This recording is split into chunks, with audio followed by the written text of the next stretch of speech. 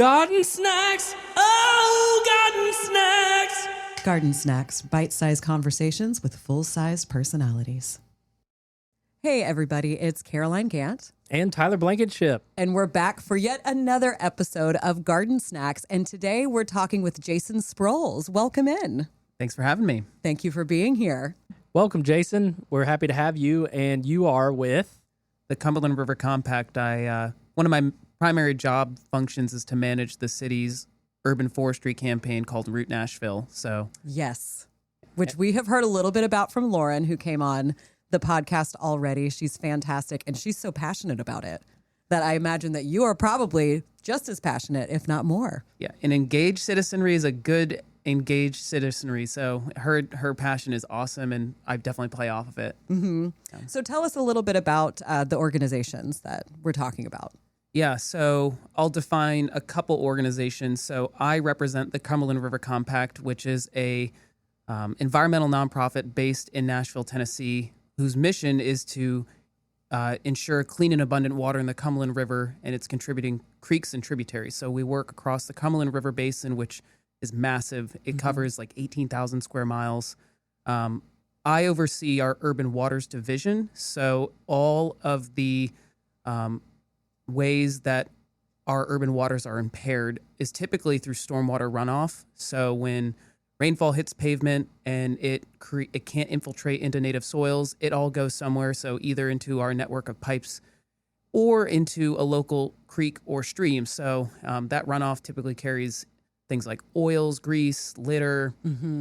It picks up speed and raises temperatures, which reduces the ability for macroinvertebrates and native habitat to be created in our waterways. So things like planting trees, removing pavement, having rain gardens all promote infiltration on site rather than generating runoff. So typically I'm thinking a lot through mitigating stormwater runoff, but having a robust tree canopy is a really great way to minimize stormwater runoff as well.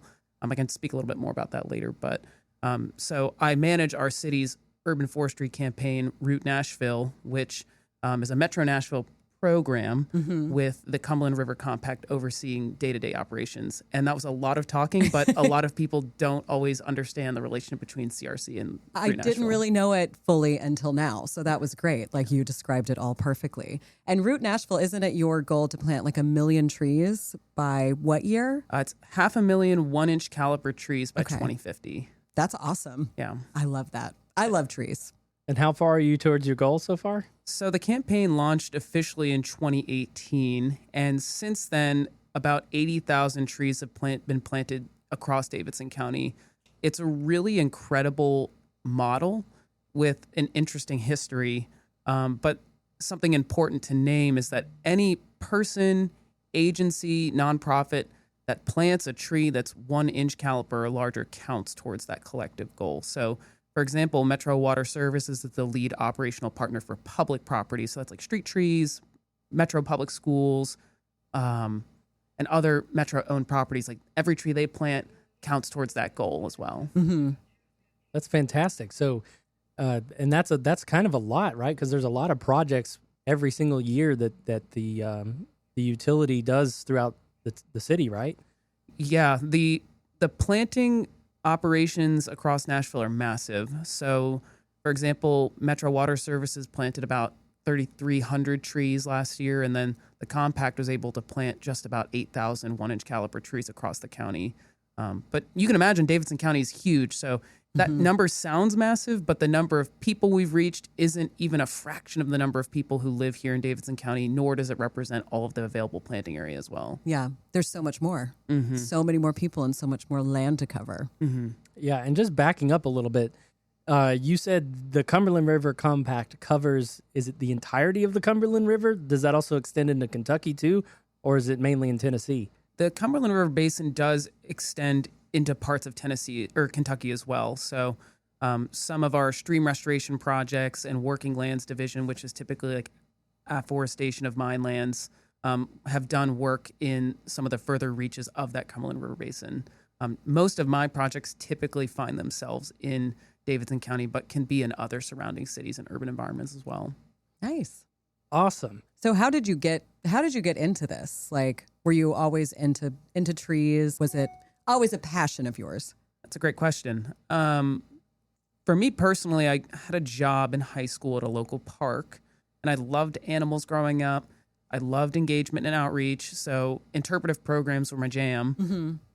And as I was thinking about what to study in school, I realized I didn't see a lot of long-term employment available working in parks for me at the time. I had known a lot of people who were still looking for their first full-time job in their 30s. So I was thinking outside the box of how to have a career in natural resources and chose forestry because I knew somebody at the park who was working as a forester.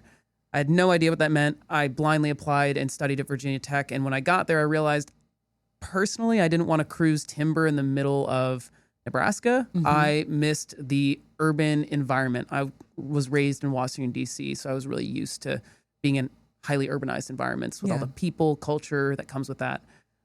So I discovered there that there was a degree program called urban forestry, which kind of blends the traditional science of forestry with the challenges and opportunities available in a highly urbanized society. So ended up studying that and getting a master's degree in urban forestry as well at Virginia Tech. Amazing. And now look at all that you're doing with it, like all the amazing things for Davidson County and just the environment. Like you're getting a lot done. Mm-hmm. I like to think so. Yeah, I would say you are planting so many trees. So what are some takeaways? You said you were raised in Washington, D.C. area. What are some takeaways that they're doing that maybe we're not doing so well? Things they're doing different. Or things that we need to catch up on, or alternative strategies? Good question. I'll start with a positive framing. I think something that people don't even really recognize about Nashville, and I'm like always telling people to feel so boastful and proud. Root Nashville was a model that was developed with Bloomberg Consultants in 2016 and modeled after A Million Trees NYC, which was a campaign in the late aughts into the early 2010s to plant 1 million trees in New York City. That campaign has since ended, and they didn't have a size requirement. Root Nashville is one of the only public campaigns to plant trees at the scale with the size requirement that we have. So it's something really unique. And also it's one of the only that I know of campaigns that's inclusive of public and private property. So one of the elements that's super unique about Root Nashville is we have funds available to provide free large caliber trees to private property owners. So most of our trees are reforesting residential yards that have been devoid of life, or commercial properties, churches where people typically don't have the know-how or resources available to go procure trees at a nursery. Yeah. And most of the trees, you guys, right now you've got like your flyers, and I know you can go to your website. Is it 5 different trees if folks wanted to get something to choose from? And are they all native? They are all native, and there's 7 available for residential 7. properties. Yeah. Listen to that, everybody. 7. Yeah, and something that is really interesting that I think people listening will find super exciting is one of the sub-goals of Root Nashville is to diversify the city's urban forest. The reason being, if you're over-reliant on a single species, you dispose yourself to risk over time. So you can imagine things like climate change or unforeseen threats like a new pest or disease outbreak like the emerald ash borer, Dutch elm disease. If you are over-reliant on a single type of tree, you could have catastrophic effects immediately and lose all the net benefits of a tree planting project. So every year we try to diversify our options so that we can have a really resilient tree canopy. So this year we have a couple new trees that have never even been offered before. What are they? Some of the ones that we have never offered that I would be the most excited to plant in my yard, for a larger tree, shingle oak, which if you've ever planted one, so dang cool. And then we also have umbrella magnolia for the first time. I love those. Now, is this is just available for folks in Davidson County, correct? At this time, yeah. Which is sad for me because I'm in Cheatham County. So when Lauren came up, I was like, yes. And then I was like, oh, which I mean, makes sense. You've got to keep it in the counties and like get it all figured out there first. But it's just so cool. So listeners, you know, if you're interested in this, if you are in fact in Davidson County, can they just head to the Root Nashville website to take a look at that? And put in a request for trees? Yeah, if they live in Davidson County, they can visit trees.rootnashville.org/order. And we accept orders until the end of August. But then there's also opportunities on our website for people to get my help doing a larger planting project. Typically, those are like churches with a lot of room to plant, commercial properties, nonprofits. So we also have like a community reforestation option where people can get more resources if they have more available space to plant. Right. So if they don't know what to plant or how to do it, then you can come out there and kind of guide them. Yeah, that's it's a super fantastic intimidating. resource. Yeah. Like nobody knows about that. Yeah, it's super intimidating and it's a huge commitment. So we totally understand like somebody being apprehensive to add 30 trees to the vacant lawn space in their church without really having all the knowledge. So we try to reduce that barrier by offering like my time and expertise that way. That's incredible. Yeah. Yeah, because it is overwhelming. I mean, just working here at Bates Nursery, like when folks come in and they have a small yard and they're like, I just want to plant 2 trees with some shrubs. And they're just like, I don't even know where to begin. So the fact that you guys offer that service to come into a church or any kind of big organization, pretty important. Yeah, and it's funny you say that because something that I encountered is like, I think we know the different nuanced traits to balance when siting a tree in a yard, but that information is incredibly overwhelming if you're somebody who doesn't have a ton of experience. And with our residential trees that we're talking about right now, there is an option on the website that I think I'm super proud of, which is if they go to the page that says catalog, we assigned different traits to each tree that they can toggle on and off. So you can be like, I'm going to click medium-sized trees with flowers that can handle dry soil, and it sort of narrows down your options. Because if you're like flipping pages, you're like, I don't know, river birds versus honey locusts. Yeah. I have no idea. Like you just see one picture of a tree with some leaves, and you're like, okay, I guess we'll go with this in my tiny yard. Like a river birch is going to eat it eventually. That's exceptional. I love that idea. And it's one of the hardest things to convey here at the nursery is scale and size. You know, you have to point to large trees that are around and say, do you want it to get that big or not? You know, because people have height requirements. People have small spaces. So you actually go do site visits and work out all the spacing and then kind of come up with a plan for some of these bigger urban sites? Yeah, we've done a lot of community reforestation projects, and they're typically really successful because I can help, people understand their goals. So I feel like urban forestry and landscape architecture and horticulture, they're like balancing like the professional skill set and knowledge we carry, but it's a science as much as an art. So it's like, how do people relate to their spaces and their trees? Like, what ornamental characteristics do they want to achieve with their trees? How can we abstract the science to fit their goals? And that's sort of where like I can come in and be like, oh, so you want something with a lot of texture, or you want something that's going to have a lot of shade, but it needs to be filtered so that you can grow some grass under there. Things like that are just like super nuanced. And helping people like even define what they're looking for because they don't even always know. They don't. Yeah. Like you were saying, it's just completely overwhelming if you're brand new to it. You're like, a lot of folks think all trees kind of look the same, which is understandable because they're not like in it. So that's a great resource for them to have. I always joke that, knock on wood, I haven't had a serious car accident, but it's going to be when I'm like looking off at a tree on the side of the road, because that happens to me a lot. I wrecked my car looking at a tree. I didn't wreck it, but I had to get 2 new wheels because I ran it into some big old rocks. Yeah, and then was stranded on the side of the road. But I was looking at a tree because I was like, oh my gosh, look at that tree. What tree was it? I don't even know what it was. It was before like I really started working here and learning trees, and I was just blown away at how pretty this tree was and went right off that road. I know what bumper sticker to get you now. What? Easily distracted by plants. And it's a warning label. A warning label, stay far back. It's never a bad time of year to add Earth Mix to your garden. Earth Mix garden products are sustainably sourced, living soils and amendments crafted to give you the best success for your gardening efforts. Establishing a raised bed? Use Garden Premium Topsoil Blend for an excellent performing growing medium for flowers and vegetables. Amend your gardens with their supernatural compost with all the nutrients needed to recharge existing soils. For houseplants, their Proganics Indoor Grow Mix is a fantastic potting medium that will feed for up to 6 months. without the need for additional fertilizer. Earthmix is sold only at independent garden centers, so head over to earthmix.net/find Earthmix to locate one near you. Success begins at the ground level when you use Earthmix garden products.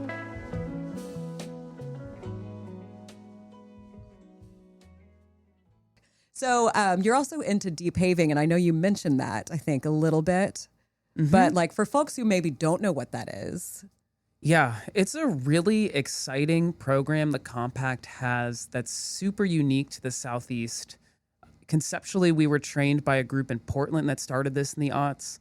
And since we've taken it to scale in our city to meet the demands of Nashville. So what you can imagine depaving looks like is we've all probably driven to work or school or somewhere else and just seeing these like big expansive parking lots that are devoid of plant material, character, life.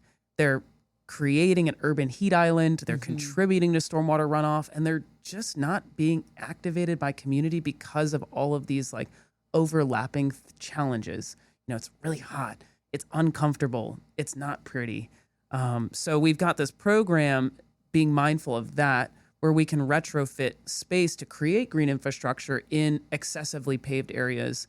So for framing, a lot of older properties in Nashville especially predate our current stormwater codes and regulations that Metro Water Services have. So older properties are grandfathered into compliance that new developments have to reach. And new codes mean that you have to capture the first inch of rainfall on your property. But a lot of older properties have excessively paved their lots because it predated that requirement. So you can imagine like a big church parking lot where it's pitched towards the road and there's just not any trees, any rain gardens, bioretention, anything like that. Like those are the perfect projects where we can come in and like really add a little bit of life and character and environmental utility along the way. Yeah, I love that. I mean, there are vast parking lots. I grew up in Nashville, so I know where all those crazy parking lots that are just giant and they're not even used anymore. Or they are, and it's just like, 20 cars at a time are in there, but it just keeps on going. It is pretty remarkable that you can tell what era those developments are from, like, mid-century onwards after our obsession with cars. And then how, when you look at those spaces, how underutilized that space is.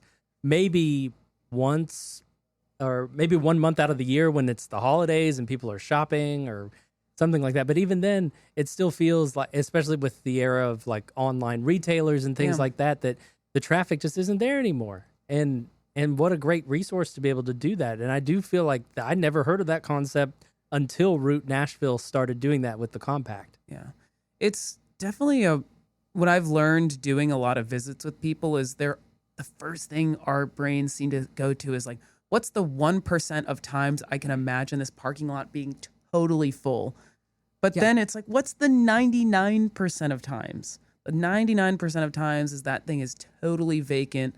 And if you use your imagination a little bit, it's like maybe you're a church and you decide that if you create a little bit of green space, you can use it for outdoor prayer ministry weekly versus just hoping that it's going to fill up, maybe it's just your Easter Mass. Or if you're a retailer, it's like, wow, I'm reading all these studies about how, patios with outdoor green space increase the amount of time people spend at my business and how much money they're willing to spend. I want more of that and less of the pavement. So there's definitely trade-offs, but more and more, I think people are realizing that green infrastructure is a component of infrastructure. Correct. Yeah.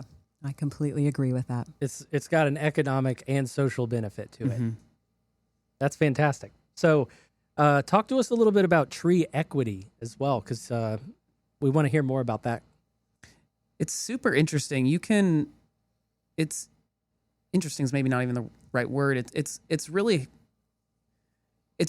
stark when you look at the distribution of Nashville's tree canopy overlaid with the history of redlining. So neighborhoods that were historically redlined have disparities in tree canopy that exist today. So a lot of our efforts through Route Nashville have historically included impact areas where there are those disinvestments and a higher proportion of people who are in vulnerable populations. So, senior citizens, children, low-income populations that, really need trees to help provide and close gaps, especially as it relates to human wellness as well. Yeah, definitely. So, are there more targeted efforts to those areas to bring them more in line with the rest of the urban tree canopy, or would you just say, is it a resource thing, or is it just whoever comes, we'll get you trees and we'll get you extra bonus trees to fill in that gap? Typically with impact areas, we spend an outsized amount of time trying to recruit neighborhood planting captains in those areas, prioritizing planting requests in those areas, and adding additional educational and maintenance resources to help establish and care for those trees in the long term. We just did like an awesome tree planting project with Meharry Medical College. North Nashville is one of our impact areas. We had like 150 trees there. Really? Yeah, it was a really rewarding project. That's amazing. I work down there sometimes, so yeah, adding trees to that area. And you want to talk about legacy? I mean, a tree is a great way to establish that. Yeah. And also to community build. Yeah, there's so many co-benefits of trees. Legacy is one of my favorite ones. A really compelling story to that general effect is there's this planting captain named Miss Holman. She's in her 80s, and she was raised in North Nashville right by TSU's campus. And her house was removed to create some MDHA housing, but she still visits an Osage orange that was in the backyard of her house. So when we meet and give her flyers, it's always under her childhood tree that's probably over 100 years old. Oh my gosh, I love that. So sweet. That is Osage so sweet. oranges can live a long time too. And they get massive. Yeah, we had about 200 of those last year, the white shield variety, and it was like, that is one of my favorite trees. It's a cool tree. The property I grew up on had a few of them, and they were, they're gnarly trees, but they're cool. Good wood too, from what I've heard. Really? Yes, very. I know durable. we burned a lot of it from the branches Yeah. that fell, but that's all I remember. Not saying that we need to go lopping them down or anything, but I've heard, for ones that did fall by their own means. They have the highest BTU rate of any wood in the world. So when you burn, a standard unit of that tree, it creates more energy than any other tree in the world. And it's because it's so dense. Like, they're incredibly good at compartmentalizing disease and rot. And that's why they're so heavy. And like when arborists work to cut down an Osage orange, like they'll have to go through 3 or 4 chainsaw blades to work on that tree. Really? Yes. And that is why they're often used on fence lines in the Midwest, because they're incredibly resistant to the forces of wind and ice. So they're an incredible urban tree. The reason they were not planted is those big fruit, but white shield is fruitless, which is why. I did not know that. But the fruit's so fun. It looks like brains, green brains. Yeah. We used to go bowling with them when I was a kid. It's certainly almost in the durian category for just like really weird looking, big, hard, whatever. You could almost use them as a softball too if you were trying to play, or cricket. So you were talking about the characteristics of that tree, and you mentioned to us dendrology earlier. Would you like to discuss your knowledge about that subject? Sure. One of my favorite things is just like the very distinct ways that you can characterize and identify trees. So when I was at Virginia Tech, I worked with one of the earliest professors in dendrology named Dr. Seiler. And if anybody's from the Mid-Atlantic, they've almost certainly heard of him. He's this really interesting guy. He just retired, but he quite literally wrote the textbook on how to identify trees. So he's been taking pictures of all the different buds, branches, growth habits, forms of every tree across the contiguous United States, and quite literally wrote the textbook on how to identify trees. So I was a teaching assistant for that class and learned every little subtle way to tell apart trees from distinguishing trees from one another. The first example of this that comes to mind is if you're trying to differentiate box elder from other trees, one of the super nuanced ways you can do it is the leaf scars that are opposite one another touch around the branch. Oh. Just little things Little like that, things, yeah. where it's I don't even know why I know that, but But it's stuck in there. Yeah. That's incredible that you got to be under him basically and learned through that. So aside from that, what are some other really cool methods of identification that you think would be a way to just kind of commonly determine trees from others? If somebody was trying to cite trees in their own landscape. Great question. I think the best way to start approaching identifying trees isn't figuring out what it is, but it's figuring out what it's not. So ask yourself the same series of questions is typically how people start to learn identifying trees. And once you figure out what trees aren't, it's really easy to narrow down your options. So the first thing that you have to look for, I'm sure we know this ubiquitously, but is the branching habit alternating or opposite? So if you look at a stem and the leaves come out directly opposite one another, like maple or dogwood, that's, an example of an opposite tree, versus trees that are alternate, which is most trees, is they come out, sort of in a zigzag pattern, one leaf and then a few inches the next leaf. So that's most of our trees. But the opposite trees are maple, ash, dogwood, and then a few others as well. It's like MAD is typically like the acronym. So Cool. Your tree knowledge is amazing. I'm like blown away to right use it. now. Yeah. I love trees. Trees, I'm houseplants, perennials, herbs. Trees is kind of like the last thing I've started learning. I've been into plants my whole life, and trees is newer to me in like the last 4 years or so. So it's always so interesting to hear people who like really know their stuff about them and just learn from them. We could talk about trees with you all day.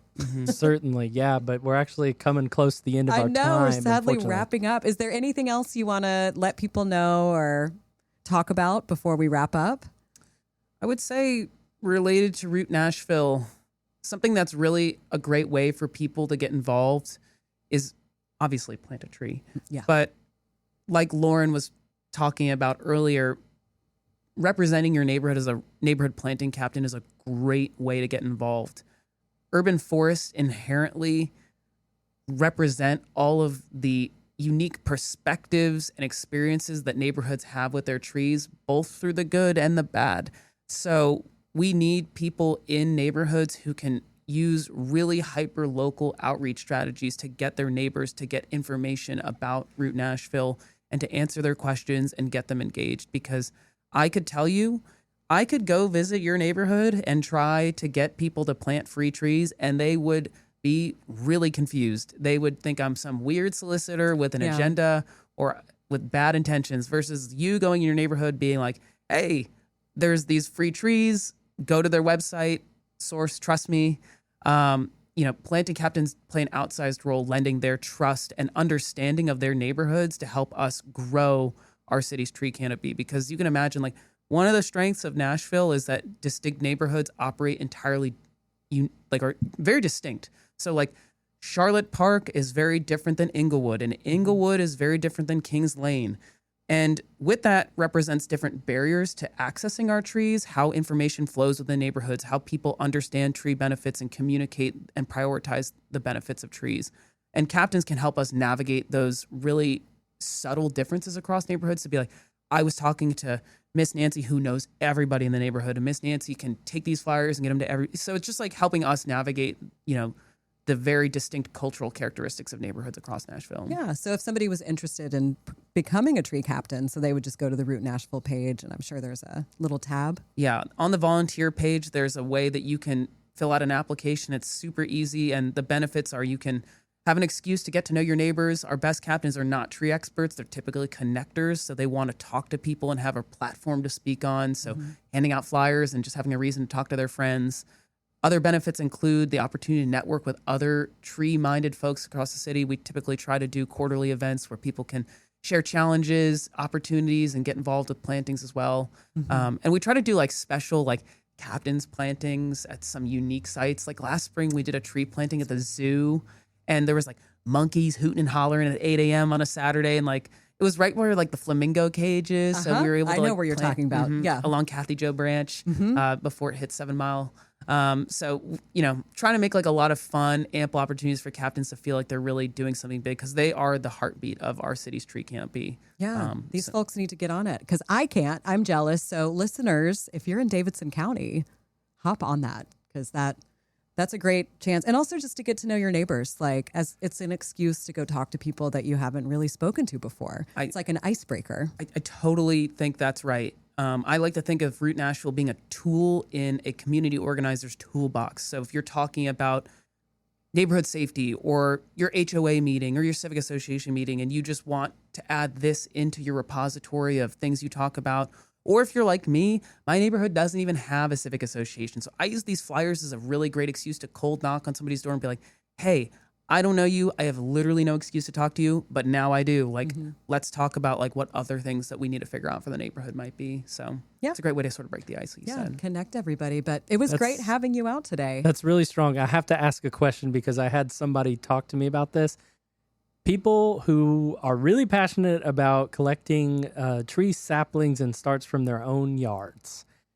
I know somebody, she said she has like over 100 saplings and they're white oak. And she was just wondering, is there a way for her to give those to an organization to distribute?